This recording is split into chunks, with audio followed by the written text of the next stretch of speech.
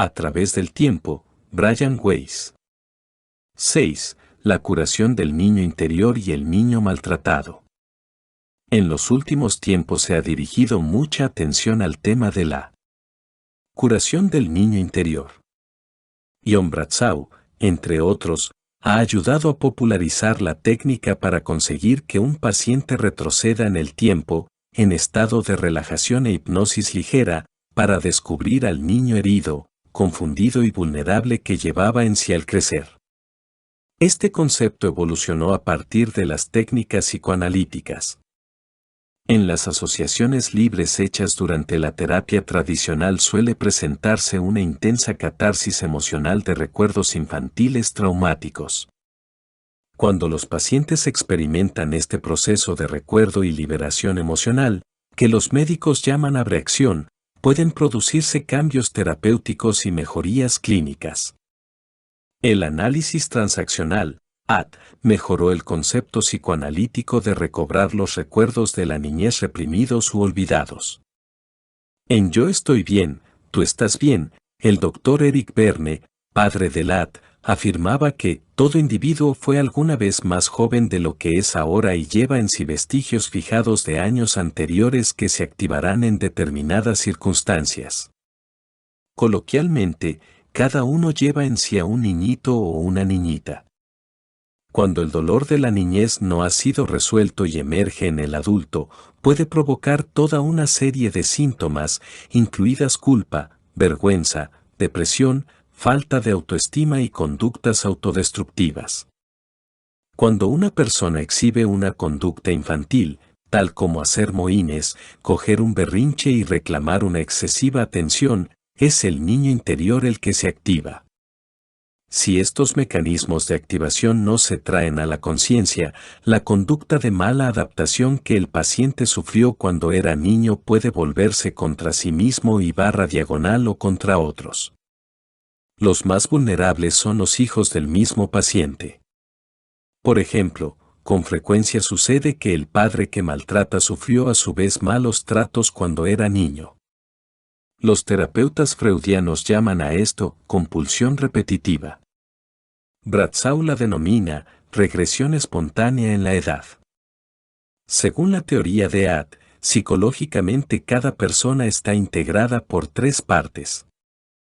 El niño, la criaturita que cada uno lleva en sí, el adulto, la parte objetiva racional de esa persona en la actualidad, y el padre, la interiorización de los pensamientos, sentimientos y actos de los padres o las figuras paternas. En la terapia de AT se llevan a cabo verdaderos diálogos entre el niño, el adulto y el padre. El paciente representa los distintos papeles.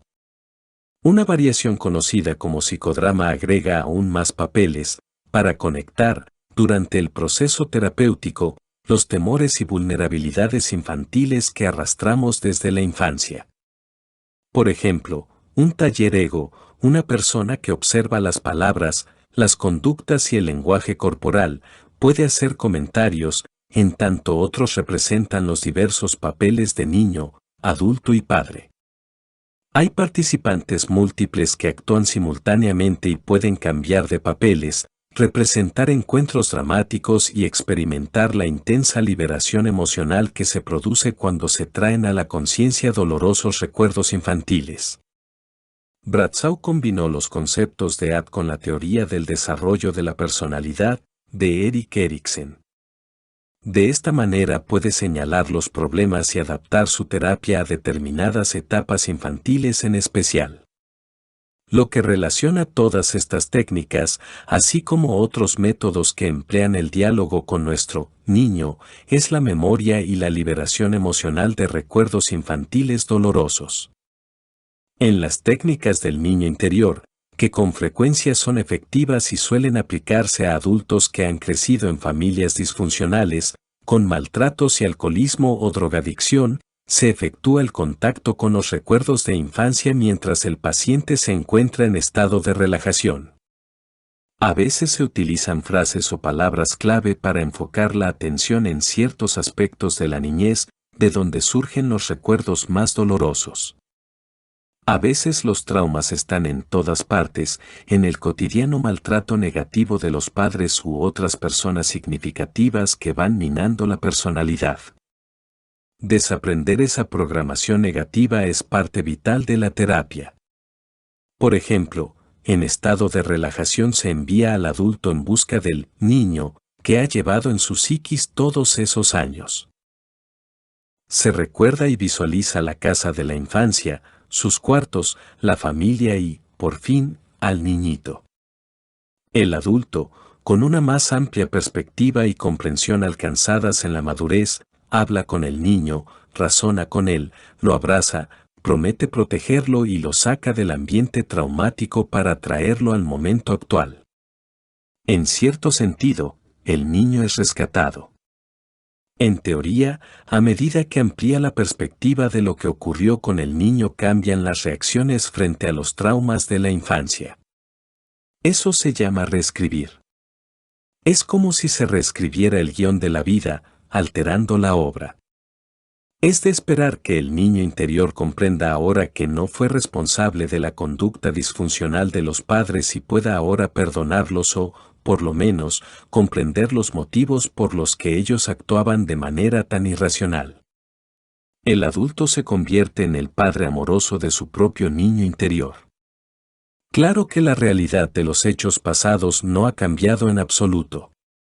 El único cambio se produce en las reacciones interiorizadas del adulto respecto a esos hechos. Puede desprenderse del dolor, liberarse del sufrimiento, curar las heridas de la infancia. La técnica puede ser muy eficaz. Puede ser el primer paso hacia una cura.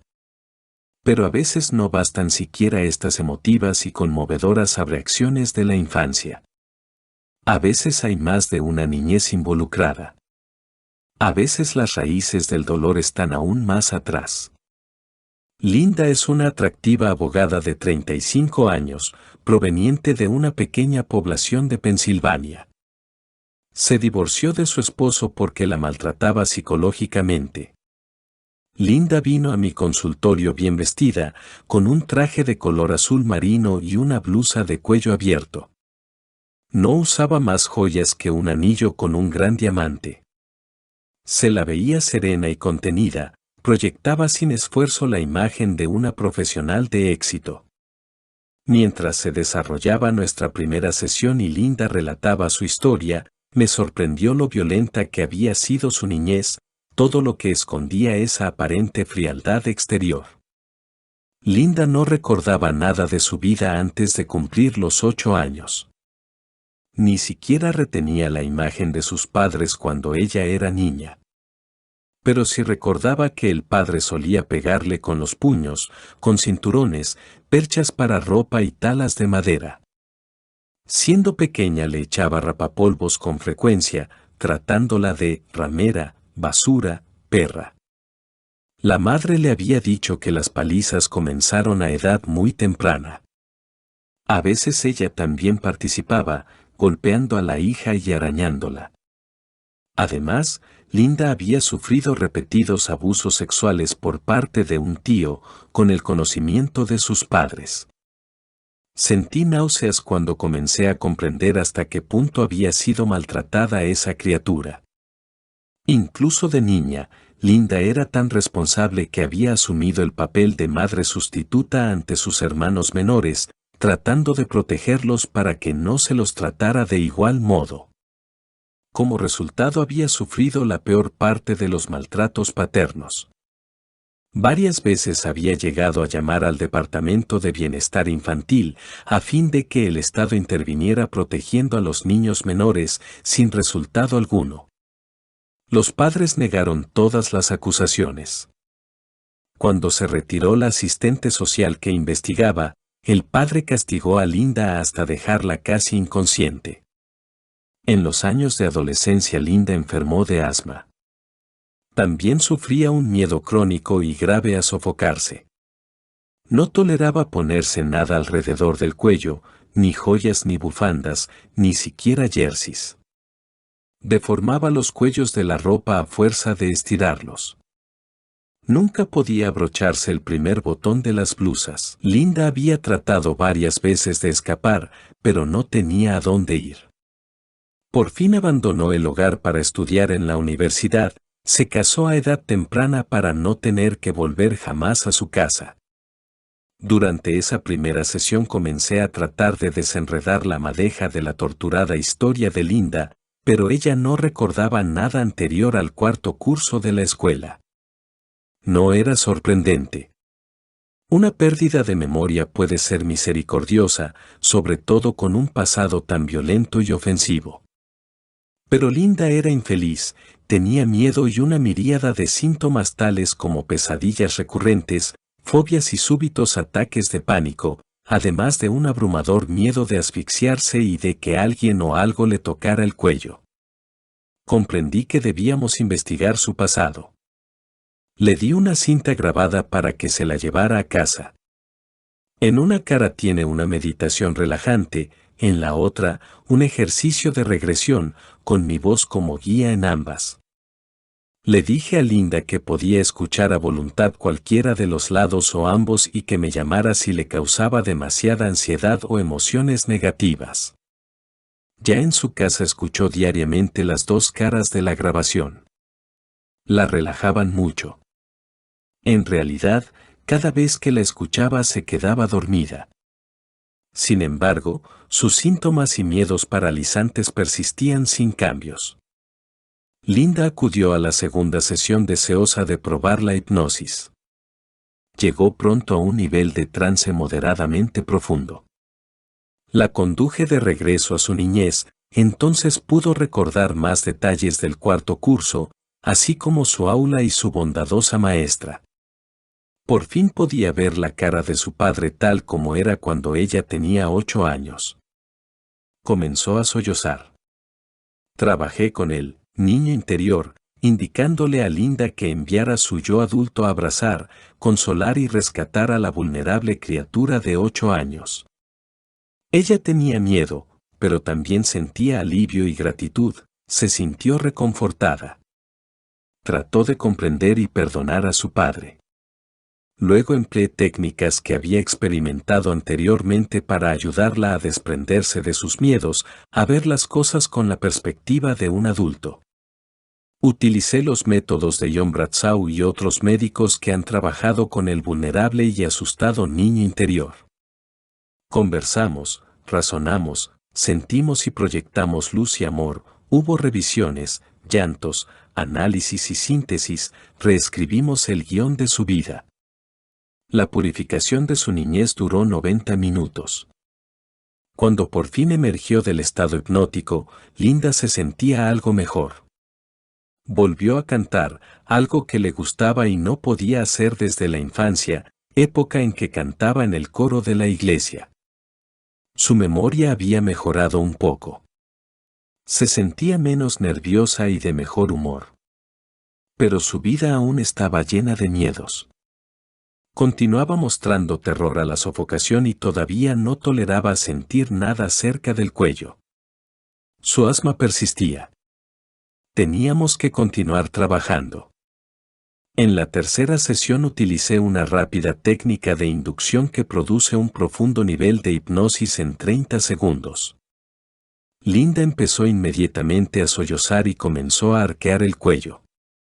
Alguien me tira del pelo y me echa la cabeza hacia atrás. Gritó. Van a guillotinarme. Había ido directamente a una experiencia de muerte. Supuse que Linda estaba en Francia, pero ella me corrigió, se encontraba en Inglaterra. Esto me confundió, pues suponía que la guillotina se había utilizado solo en Francia. Esa noche investigué la cuestión y descubrí que, por un breve periodo, también se usó en Inglaterra, Escocia y varios otros países europeos. Desde su estado de trance, Linda vio cómo la decapitaban. Me dijo que en esa vida tenía una hija de 5 años que se encontraba también entre la muchedumbre, observando. Después de la decapitación pusieron la cabeza en un saco de lona y lo arrojaron al río cercano. Pasamos varias veces por la escena de muerte y en cada oportunidad disminuía la emoción, hasta que pudo decirme tranquilamente todo lo que había ocurrido. Le partía el corazón tener que abandonar a su hijita. Pasaron algunos instantes. Vi que parpadeaba ligeramente y movía los ojos cerrados, como si estuviera buscando algo con la vista. De pronto sollozó otra vez, agitando la cabeza. Es él. Es mi padre. Comprendí que se refería a su padre en la vida actual, dato que ella me confirmó acabada la regresión. Era mi esposo. Él hizo que me ejecutaran para poder estar con otra mujer. Me hizo matar. Ahora Linda comprendía por qué, según le había dicho su madre, pareció odiar al padre desde que nació. Cada vez que él la alzaba en brazos, la pequeña lloraba y gritaba hasta que la dejaba. Ahora eso tenía sentido. Linda recordó otras 2 vidas pasadas durante esa sesión. Varios siglos antes había sido una mujer italiana, felizmente casada con su abuelo actual. Se vio vívidamente en la barca que tenía la pareja. Llevaba un vestido blanco y el pelo, largo y oscuro, ondeaba en la brisa. En esa vida había sido feliz y muy amada. Linda había muerto apaciblemente a edad avanzada. En su vida actual mantiene una relación muy cálida y amorosa con su abuelo. En un breve retorno a una tercera vida se vio en una granja grande, con un almiar y un molino de viento. Era anciana y tenía una familia numerosa. Pregunté a Linda qué necesitaba aprender de esas vidas. A no odiar, me respondió de inmediato, desde la elevada perspectiva de su mente supraconsciente. Debo aprender a perdonar y a no odiar. La energía de su odio y la de la violenta cólera de su padre era lo que había vuelto a unirlos en esta vida, con desastrosas consecuencias. Pero ahora recordaba. Ahora se podía iniciar la curación.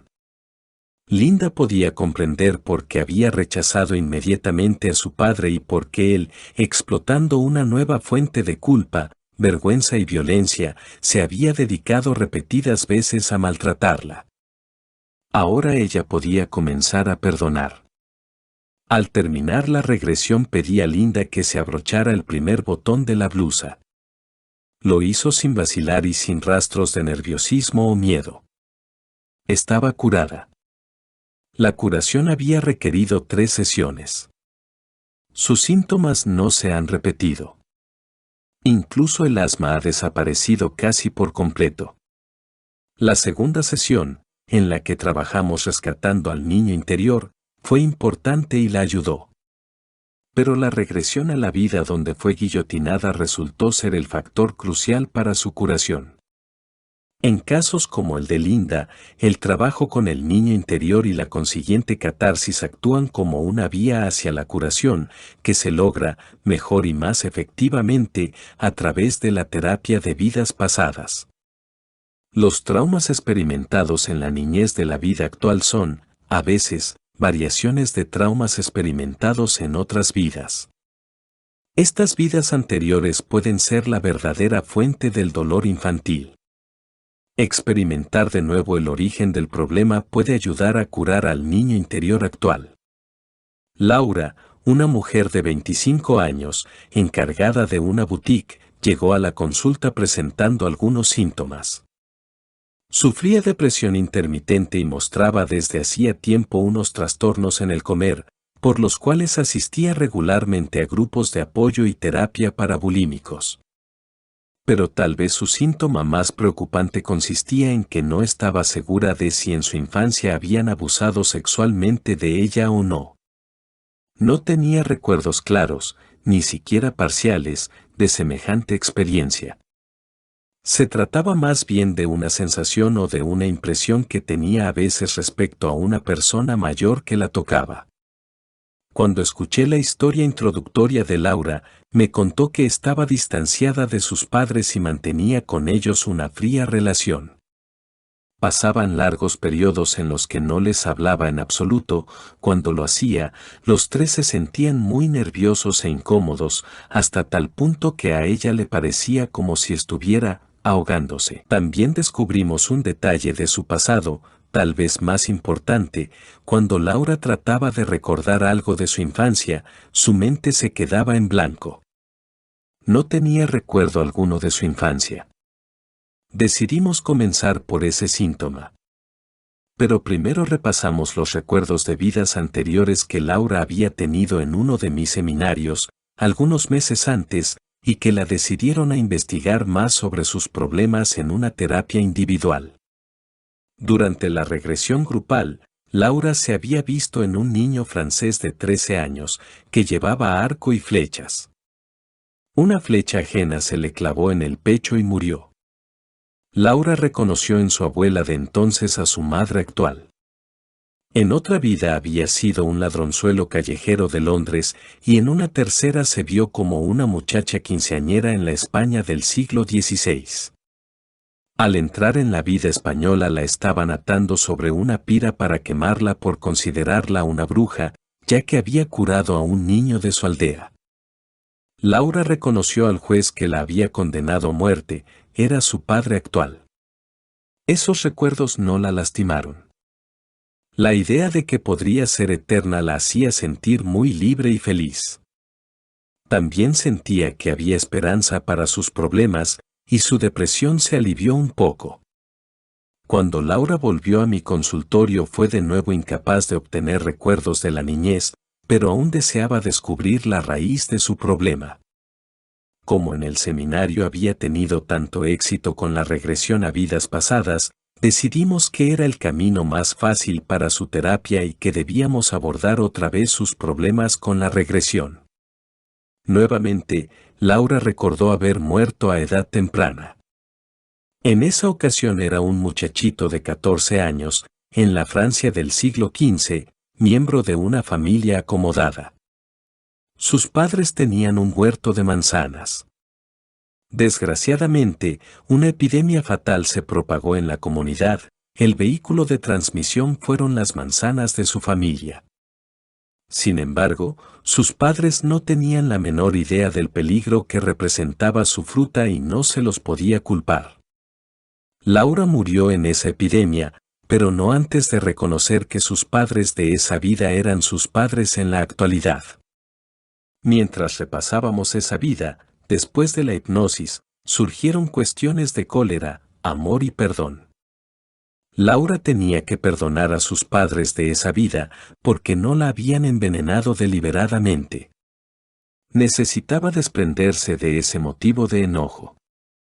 En su casa, Laura había utilizado mi cinta grabada para relajación y regresión, a fin de analizar las respuestas a lo que le había ocurrido durante la infancia. Las respuestas intuitivas que obtenía eran, con frecuencia, de tipo espiritual, asegurándole que la experiencia se relacionaba con el aprendizaje del equilibrio, la moderación y la armonía. Al experimentar esas vidas desequilibradas y excesivas, se había vuelto paciente y afectuosa y su mente intuitiva le decía que esas experiencias eran, en realidad, la base de la verdadera sabiduría. Después de esta regresión fue como si se hubiera desbloqueado algo. Comenzaron a aflorar los recuerdos infantiles de su vida actual y entonces se hizo patente por qué se habían bloqueado. Sus fugaces impresiones de que habían abusado sexualmente de ella eran acertadas. En realidad, Laura había sido maltratada sexualmente por su padre y su tío. Desde los 2 años ambos la habían sobado, tocado y obligado a realizar el sexo oral. Estos abusos duraron algunos años. Peor aún, Laura recordaba que su madre tenía conocimiento de esos abusos y no hacía nada por impedirlos. Esos recuerdos, sobre todo el de la complicidad de la madre, acentuaron por un breve periodo los síntomas y los problemas de Laura. Con el correr del tiempo tuvo oportunidad de integrar esas experiencias y sensaciones en la terapia. Al hacerlo comenzó a librarse de la ira que le causaban esos recuerdos, y sus trastornos en la alimentación empezaron a mejorar rápidamente. Laura pudo también observar con mayor perspectiva la conducta abusiva de su padre y su tío. Pudo comprender que los maltratos recibidos de su padre se iniciaban mucho antes. Aunque en esa vida pasada no había abusado sexualmente de ella, la había hecho ejecutar. Por lo tanto, su padre podía tener en esta vida una percepción borrosa de los límites normales entre padres e hijos. Sus impulsos sexuales pueden haber sido más fuertes que si no hubieran existido vínculos previos entre los dos. Laura pudo también comprender que había vivido una serie de existencias en que las figuras paternas no fueron capaces de protegerla de la muerte o de la pobreza. Esas vidas habían sido lecciones de amor, paciencia y sabiduría. El vínculo entre Laura y su padre en una vida pasada es típico de las relaciones turbulentas en la vida actual. Con frecuencia, si en una vida anterior el victimario actual ha puesto en peligro o ha dañado a la víctima, es más probable que el victimario, en la vida presente, transgreda los límites y tabúes del incesto. Es como si ya hubieran debilitado los imprescindibles límites que preservan la seguridad y el bienestar entre ambos, que las fronteras ya hayan sido franqueadas. Esto parece dificultar más aún para ambos el evitar caer en una nueva variante del antiguo patrón de abuso, dolor y abandono. Esto no significa que las víctimas de maltratos los merezcan, los pidan o que estén destinadas a repetir ese modelo vida tras vida. Existe siempre el libre albedrío. Una situación tan inestable puede crear condiciones muy especiales para un crecimiento emotivo y espiritual intensivo. Se pueden superar las tentaciones y aprender las lecciones. Es significativo que Laura no pudiera recordar nada de su infancia hasta que se creó el contexto de vidas pasadas. Solo después de haber logrado esa perspectiva más amplia pudieron aflorar los recuerdos de su dolorosa niñez actual. Solo entonces pudo reconfortar al niño interior. La catarsis se produjo. La curación podía empezar. Por comparación, no fue ninguna sorpresa que Laura dejara de comer en exceso. En la actualidad continúa adelgazando gradualmente y ya no cae en ataques de bulimia. Su depresión ha pasado. De vez en cuando se reúne con sus padres para tratar de recomponer sus relaciones. El nerviosismo que le provocaban esos reencuentros se ha aliviado considerablemente. Tras muchos años de luchar contra sus síntomas y de tratar de comprenderlos mediante otras formas de terapia, Laura consiguió una curación rápida y duradera. La frecuencia de los abusos sexuales cometidos con niños en Estados Unidos es asombrosamente alta. Aproximadamente 1 de cada 3 niñas es víctima de abusos sexuales en la niñez, lo mismo ocurre con 1 de cada 5 varones. La terapia de vidas pasadas puede ser importante para el proceso de curación, puesto que a muchos supervivientes adultos les proporciona un medio rápido y seguro para resolver y aclarar la experiencia. Además, ofrece un marco emotivo y espiritual más amplio donde procesar e integrar los recuerdos y sentimientos que se liberan durante el proceso de curación. La terapia de vidas pasadas proporciona a las víctimas nuevos pretextos para abordar y controlar sus experiencias. En manos de un terapeuta preparado, la terapia de vidas pasadas aplicada a los casos de abuso sexual no es peligrosa. En la situación terapéutica, ninguna víctima debe sentir miedo a experimentar de nuevo dolorosos recuerdos reprimidos. Según mi experiencia con pacientes como Laura, al revivir recuerdos en este contexto se produce una sensación liberadora. La terapia permite a la víctima consolar al niño interior de esta vida, con lo cual mejoran muchos aspectos de su vida adulta, sobre todo las relaciones. Un recuerdo bloqueado de abuso sexual representa un enorme desafío para nuestra capacidad de hallar satisfacción e intimidad en las relaciones adultas. Los supervivientes adultos tienden a protegerse de una posible repetición del dolor sepultado. Esta tendencia es otra manifestación de la dinámica que impulsa a ciertas mujeres a protegerse simbólicamente del dolor de origen sexual aumentando de peso para disimular el atractivo físico. En el capítulo siguiente analizaremos este aspecto más extensamente. El Dr. John Breer, investigador del Departamento de Psiquiatría de la Universidad de California del Sur, dijo que una de las revelaciones más dolorosas que ha escuchado una y otra vez de las víctimas adultas de abusos sexuales infantiles es saber que papá me hizo daño en provecho propio.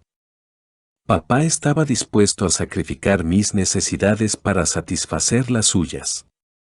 El Dr. Breer ha observado también que una víctima de maltratos sexuales infantiles pierde la noción de que se puede confiar en la persona cálida y afectuosa que nos cuida. Es una sensación que con frecuencia no se recupera jamás. En cambio, esa realidad es reemplazada por otra en la que el niño sabe que una persona, aparentemente buena, es muy capaz de ser mala. Se acaba completamente con el sentimiento de confianza. El Dr. David L. Corwin, profesor de psiquiatría de la Universidad de Washington, ha observado que, con frecuencia, el abuso sexual infantil por parte del padre origina una profunda sensación de pérdida y de autoestima gravemente dañada. El resultado es que, esas actitudes y afectos socavan la capacidad de hacerse valer y protegerse, de sentir que se tiene derecho, como persona, a esperar y exigir que se la trate con respeto, cariño y decoro. Las mujeres empiezan a pensar que son malas para preservar la imagen de un padre idealizado. En esos casos la terapia puede ayudar a la víctima del abuso infantil a desprender los conceptos negativos de sí misma y convertirse en una superviviente en toda la extensión de la palabra. No es preciso que el abuso se produzca en la vida actual o en la niñez para influir sobre las relaciones de la vida actual. Emily, de 43 años, vino a mi despacho afectada por lo que ella describía como temores irreales. Sufría ataques de ansiedad y pánico, miedo al abandono y a la pérdida y aversión al sexo, sobre todo a la eyaculación. Como resultado mantenía con su esposo una relación muy problemática. Sentía miedo de ese hombre, con quien había compartido buena parte de su vida. No es necesario decir que de estos sentimientos nacían muchos de los conflictos conyugales. Emily había perdido recientemente a su hijo adolescente en un accidente de tráfico, y aún se sentía profundamente apenada. También era miembro de Alcohólicos Anónimos, con un resultado positivo, sin recaídas. En la terapia de vidas pasadas, Emily volvió a una vida en la que era una mujer morena, de vestido rojo, que bailaba en una fiesta como en un sueño con un joven. Ese joven era su hijo muerto. En el segundo recuerdo clave de esa sesión, Emily descubrió que había sido una joven madre sin recursos en los tiempos del rey Herodes. El gobernante acababa de ordenar la muerte de todos los niños menores de 2 años y Emily había asfixiado accidentalmente a su propio hijo en el intento de acallar su llanto para que no lo descubrieran los soldados del rey. En la Edad Media, Emily compartió otra vida con su hijo perdido. En esa oportunidad eran hermanos y ambos mantenían una relación muy estrecha. El hermano murió de una estocada mientras combatía a caballo. Tanto ella como el padre quedaron desolados por la muerte del muchacho. El padre nunca se recobró de la pérdida y Emily se casó con un hombre rico para huir de su padre y escapar de esa tristeza compartida. El esposo la obligó a tener relaciones sexuales rudas, groseras y desagradables, sin tener en cuenta su placer ni su bienestar. Fruto de esa relación física, que a Emily la aterrorizaba, nacieron 3 hijos. En una sesión siguiente, Emily recordó haber sido una gitana francesa y campesina a mediados del siglo IX. Tenía varios hijos que dependían de ella y tuvo que recurrir a la prostitución para alimentarlos. Se la despreciaba por su oficio y, aunque algunos de los hombres le gustaban, otros la sometían a violentos abusos. En un incidente muy desagradable, algunos de ellos llegaron a escupirle durante el abusivo y degradante acto sexual. Al envejecer, como sus hijos ya no dependían de ella para sobrevivir, Emily cedió al alcohol y acabó suicidándose. Al terminar esa segunda sesión pudo establecer varias relaciones entre esas vidas y sus problemas presentes. Al comprender que había vivido muchas veces con su hijo, pudo resolver la profunda aflicción por su muerte. Un aspecto muy intenso de su vida era su amor por los niños. Emily trabaja como voluntaria en la sala pediátrica de un hospital. Otro tema importante en su vida era el abuso sexual y la crueldad. Emily logró comprender el origen pasado de su actual aversión al contacto sexual. Pudo ver que, en esa constelación particular de vidas, el sexo había sido, esencialmente, un vehículo de degradación y dolor. También vinculó su aversión para la eyaculación a los humillantes escupitajos que había soportado en la Francia del siglo IX. Entonces pudo desprenderse de algunos miedos sexuales. Comprendió que el miedo era una protección contra el dolor que no tenía por qué tolerar en esta vida, que ese sufrimiento pertenecía al pasado. Con el entendimiento sobrevino el comienzo de la curación. Emily llevaba varios años siguiendo un psicoanálisis tradicional, pero sus sistemas no mejoraban. Eso no era culpa de su analista, antes bien, se debía a la envergadura del material involucrado. El origen de sus problemas se encontraba más allá de sus experiencias de la vida actual. Fue necesario volver a los recuerdos y los traumas de vidas pasadas para conseguir la curación. En este sentido, la terapia de vidas pasadas para solucionar problemas de abuso sexual es, meramente, una extensión del pensamiento y el tratamiento psicoanalíticos hacia un terreno más amplio. En la actualidad, los miedos sexuales de Emily están disminuyendo. Como resultado, su relación con el esposo es menos tensa, aunque todavía no sea perfecta. Sin embargo, tiene importantes puntos de apoyo y Emily puede evaluar los pros y los contras desde una perspectiva más realista.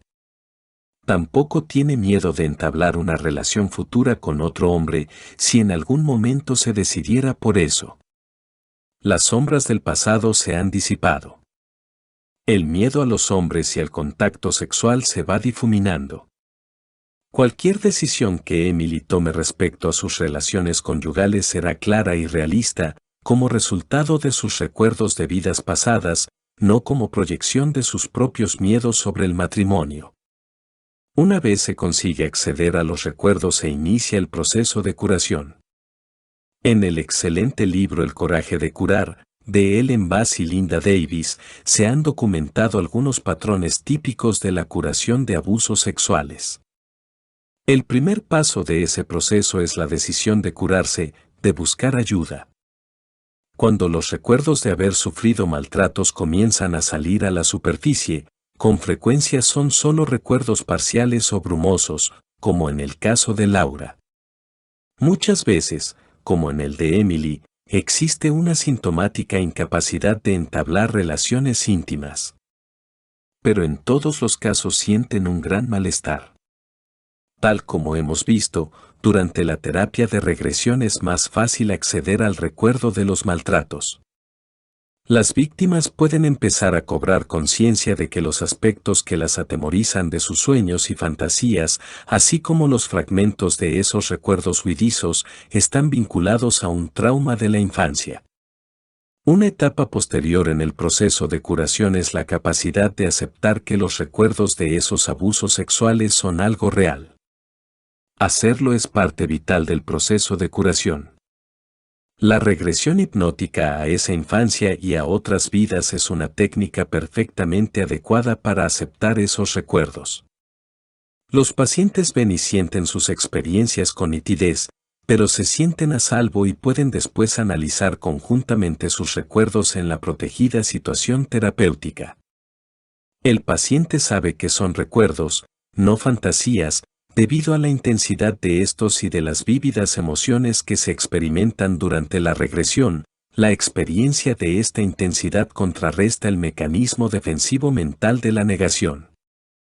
El Dr. Wenger, autor de Tus zonas erróneas, nos recuerda que la aceptación mental con frecuencia se produce después de la emocional, al decir, lo verás cuando lo creas. Pero para muchos pacientes sigue siendo necesario ver para creer. Y ver el pasado mediante la regresión hipnótica permite a algunos pacientes, por lo demás propensos a la negación, aceptar su pasado con menos esfuerzo, acelerando así el proceso de curación. Los supervivientes de maltratos con frecuencia pasan por otra etapa de curación, la de sentir vergüenza de sus experiencias, vergüenza por haber participado en un acto que se considera un tabú.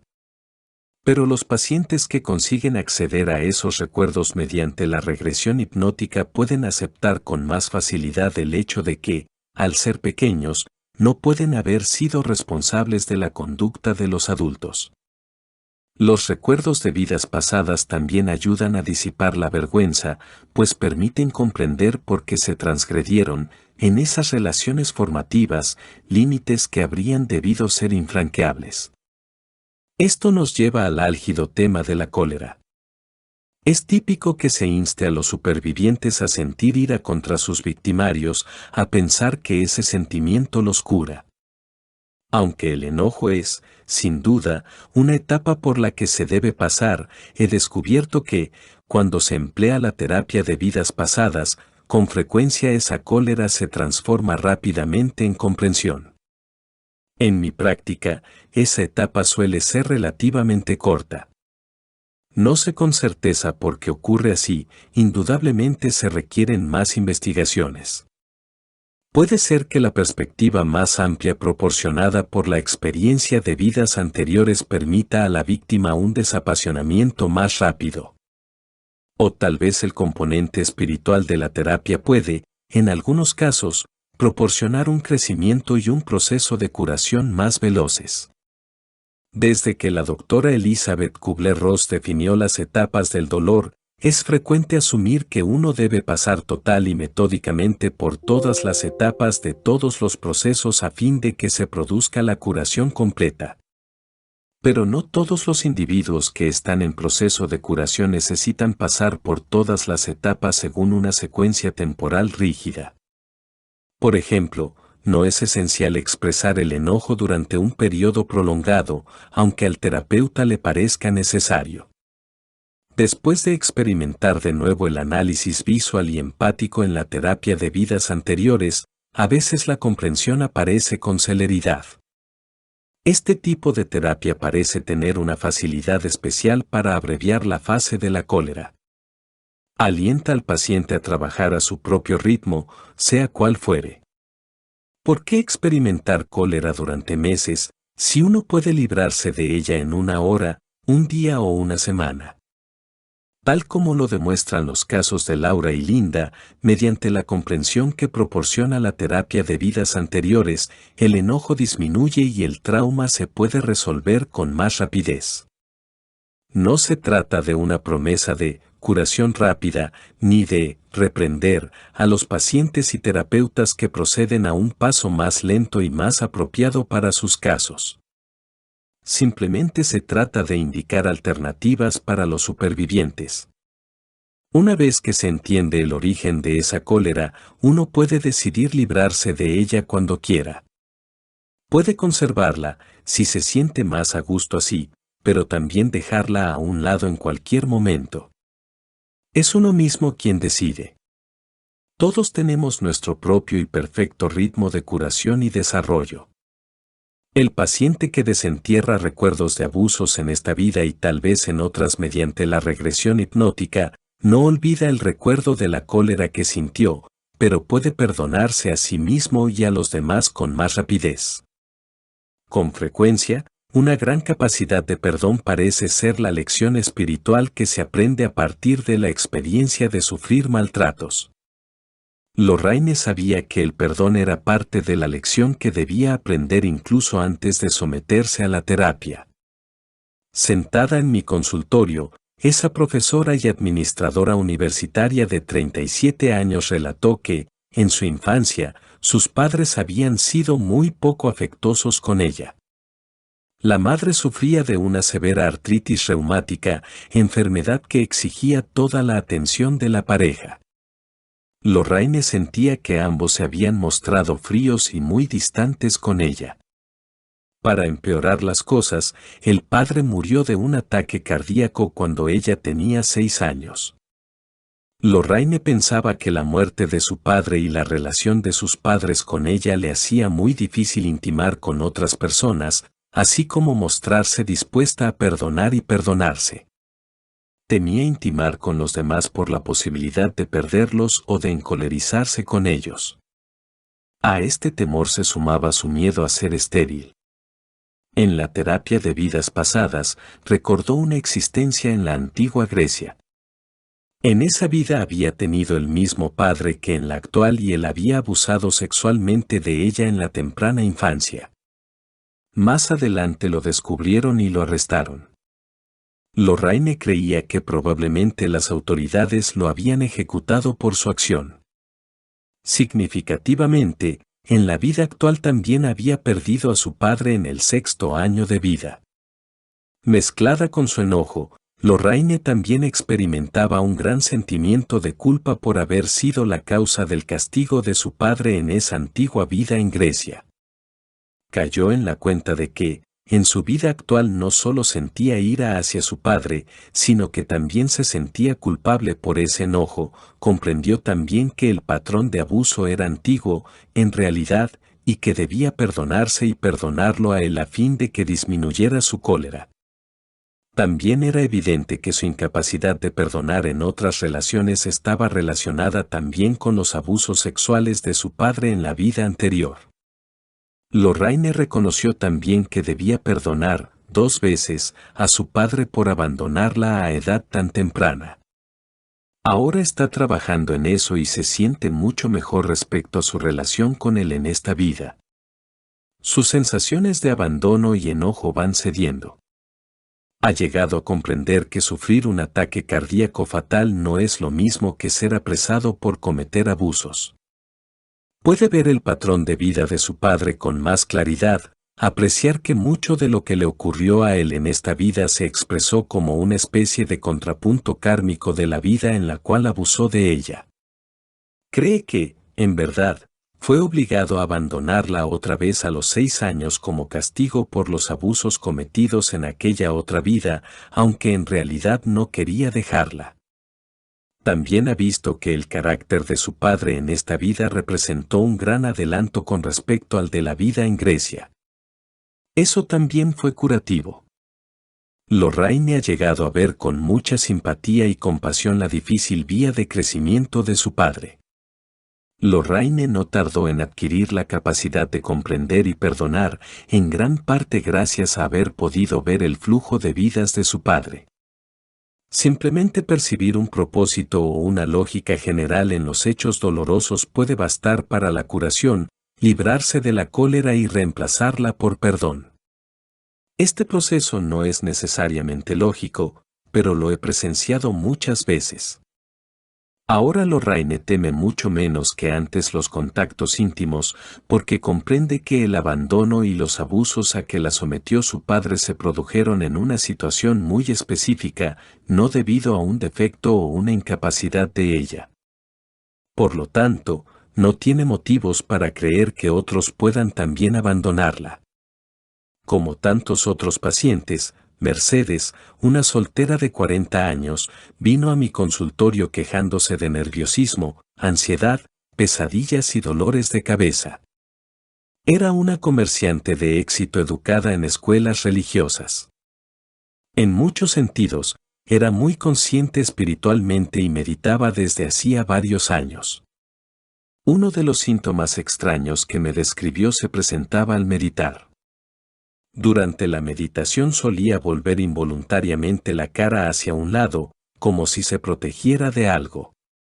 Durante muchas sesiones probamos con los métodos tradicionales de terapia, solo se produjo una ligera mejoría en sus síntomas. Finalmente, Mercedes decidió intentar la terapia de regresión.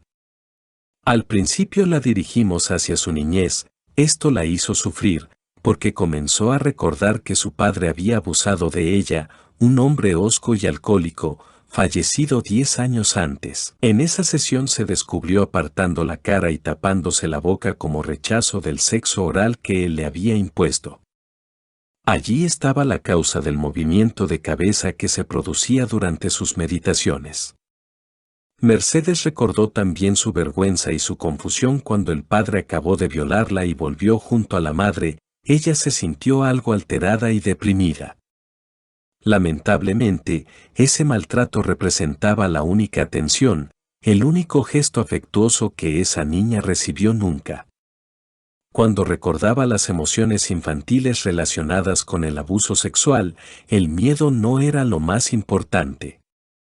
La emoción más destacada era el asco, como si ya estuviera bastante habituada a esa experiencia. Al parecer, el maltrato duraba desde hacía algún tiempo. En sesiones posteriores, Mercedes descubrió recuerdos de maltrato físico por parte de su madre, que la castigaba con frecuencia, impulsivamente y sin previo aviso, asustándola terriblemente. Entonces Mercedes comprendió por qué no confiaba en las mujeres. Desenterró un recuerdo de su padre sobándola mientras estaba sentada en una palangana cuando tenía solo 1 año, un recuerdo muy antiguo. Pero también recordó cuánto amaba a su padre y cuánto la amaba él, pese a los abusos. Eso la confundió mucho. En la siguiente sesión regresó a una vida anterior. Era una mujer de 26 años, en los primeros años de la Edad Media. Se recordó como una esclava, encadenada al muro de la cocina del castillo, en donde trabajaba constantemente. En esa existencia solo le retiraban las cadenas con una finalidad, para llevarla a un cuarto cerrado del castillo, donde le esperaba un hombre para utilizarla sexualmente. Mercedes recordó haber sentido más asco que cualquier otra emoción después de esos encuentros, asco parecido al que le inspiraban los abusos del padre que la amaba. Después de esa sesión experimentó un alivio inmediato. Había logrado una mejor comprensión de sus actitudes y prejuicios sexuales. Como otras supervivientes de los maltratos, la intimidad era para ella un desafío abrumador. Mercedes disfrutaba del sexo, pero el contacto sexual era para ella algo mecánico y nada íntimo. Después de esa regresión se sintió más feliz y esperanzada. Ahora empieza a comprender y resolver los problemas de su pasado y su presente, mirando con ansias el futuro. Uno de los aspectos más interesantes del caso de Mercedes es la experiencia de sus hermanas. Tenía 2, pero solo una de ellas tuvo que sufrir los abusos del padre. A la otra, la mediana, siempre la dejó en paz. Una posible explicación es que la niña a la que el padre no tocó no tuviera antecedentes de abusos o transgresiones tabúes con el padre en vidas anteriores. Si tuvieron algún vínculo, pudo existir en una esfera diferente, en otro tipo de conductas, lecciones y circunstancias. La gente suele sacar a relucir la idea de karma, que, por lo que se refiere a las experiencias y las circunstancias de la vida, significa que lo que sembramos en una es lo que cosechamos en la siguiente. No siempre es la verdad estricta. Creo que experiencias como estas no son necesariamente castigos del pasado, ni siquiera lecciones o patrones que arrastramos de existencias anteriores. Al escoger nacer en determinada familia o una serie de circunstancias en especial, uno no ha aceptado someterse a abusos. Sin embargo, ha aceptado participar en determinada lección, en cierto tipo de drama. Conservamos libre albedrío respecto a cómo se lleva a cabo determinada lección o enseñanza, al igual que los otros individuos escogidos para compartir esta vida con nosotros. Solo por haber accedido a desempeñar un papel en esa familia, no significa que el abuso sea el resultado invariable. Parte del proceso de aprendizaje pasa por aprender a no escoger las vías más perjudiciales o destructivas. El crecimiento puede conseguirse con facilidad y alegría tanto como mediante la lucha, y entre ambas cosas hay muchos matices. Existirá el abuso potencial, pero no es inevitable. En este sentido, todas las familias son como pequeños mundos o universos interactivos, pequeños ecosistemas emocionales y espirituales que interactúan constantemente, se reajustan y vuelven a interactuar. Es un modo de comprender por qué se producen abusos entre ciertos miembros de la familia y con otros no. La terapia de vidas pasadas favorece una mayor conciencia de temas más amplios y situaciones más complejas y expansivas. Cuando las sombras se ciernen sobre nosotros y los recuerdos no son claros, no hay nada tangible de lo cual lamentarse o desprenderse.